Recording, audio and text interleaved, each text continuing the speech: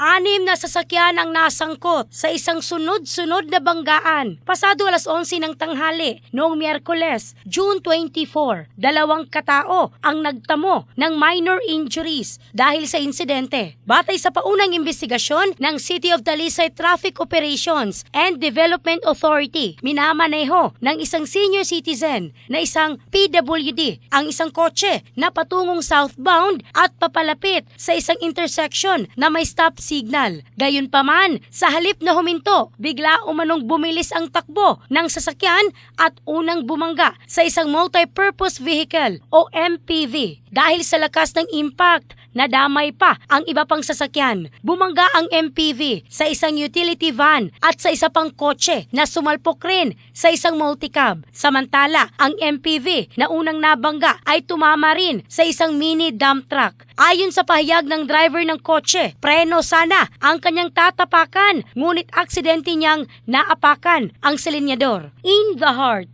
of changing lives, ako si Michelle Craste ng Brigada News Philippines, the Music and News Authority.